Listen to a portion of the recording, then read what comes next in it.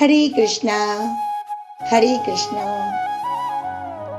বিভূতি যোগীর ৩২ নম্বর শ্লোকে শ্রী ভগবান অর্জুনকে বললেন, সর্গানামাদিরাস্তঞ্চ মধ্যং চৈবাহমার্জুন আধ্যাত্মা বিদ্যা বিদ্যানাং বাদং প্রবর্ততামহম। হে অর্জুন, সমস্ত সৃষ্ট বস্তুর মধ্যে আমি আদি, অন্ত ও মধ্য।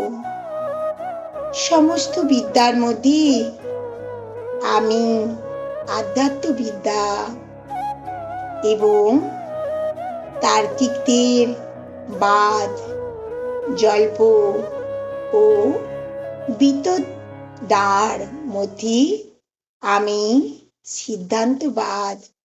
রাধে রাধে। রাধে।